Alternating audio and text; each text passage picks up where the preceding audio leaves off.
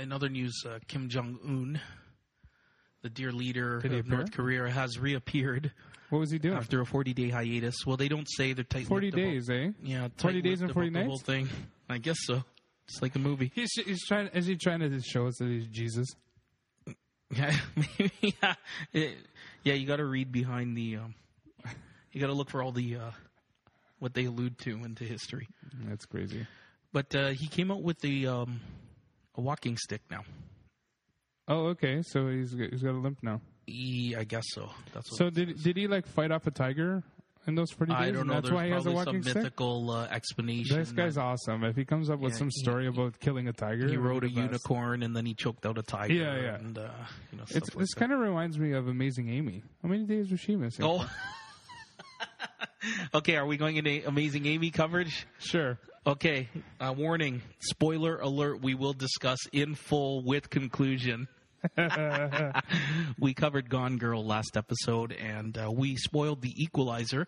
So if you are into that kind of thing, we are going to spoil Gone Girl. Yes. I want to say easily one of the best suspense movies I've seen. Suspense thrillers in a long time, but I will put it at number one, definitely. Sweet. It's a slam dunk go see movie in the theater. So you agreed with my... Absolutely. Nelson mentioned last time that there was a scene in it that totally blew him away. Okay, so caused him to drop an F-bomb. Okay, so here's... So last week when we talked about it, I said the same thing. Like, I can't get that movie out of my head. I want to watch it again. And I think it was one of the top suspense dramas I've seen in a long time. Mm-hmm. And probably the best if there's something, maybe there's a movie that I'm forgetting. But I don't know. Suspense drama is kind of unique anyways. You know what I mean? Mm-hmm. So the scene that I'm going to refer to here is the... Buddy comes home. What's his name? Neil Patrick Harris. Comes home. An ex-lover of Ben Affleck's wife. Yes. So in that scene, he comes home, and before then she was like prepping her body to look like rape or whatever. And she's having sex with the guy, and she slits his throat. Did you watch that whole scene? Sure, I did. Okay.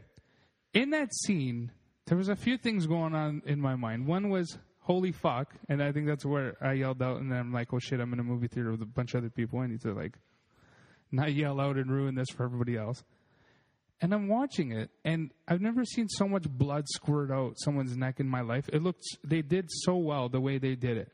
It's amazing how realistic these kill scenes are now. Because usually it's bullshit, like just a little bit of blood, and you're like, if that was real, there'd be so much more blood, right? So kudos for them to making it as gory as it was. But what blew my mind was, in the scene, she continued to thrust while they're having sex, while he's dying, okay? And I'm like, I don't know if I was fucking, like, should be scared or fucking turned on. That fucking scene. You were turned on because you're sick. I said this to my girlfriend. She goes, you're fucking sick. Exactly. You are a sick man. So at that moment, normal things are not. At that moment, you're beyond needing just normal. You gotta delve into like the deep dark. I guess I've watched so much porn in my life that it's got to be extreme now. I'm desensitized. Holy crap! This guy needs like a new genre. The Gone Girl genre. I need like kill genre now. Like people need to die in porn now. Oh my god, you're a freak. Snuff films. But at that moment, I realized... Go watch 8mm with Nick Cage. Oh, shit. And Joaquin Phoenix. At that moment, I realized how freaking much of a sick bastard I must be. Because I'm watching that scene, and I was like, that was fucking awesome. But I couldn't figure out why I thought it was so awesome. Well, I knew that was a scene for you, but I didn't think it was that, like... It was crazy. But it wasn't that epic and all like that will stand out to all movies I've ever watched, seen. Well, you know, like okay, I remember that. For me. Her continuing to thrust while the guy's dying was epic for me. But she was trying to make it like a sexual assault rape scene. Yes, right. Clearly, you knew that, but you're still looking for the hot in it. Well, I was like, "This is fucking awesome." Oh, and it was cool how she flipped him over after. I like that. It was like fucking... You've never seen Basic Instinct? It was like an MMA fucking scene after. It was awesome. That was a jiu-jitsu brown belt move.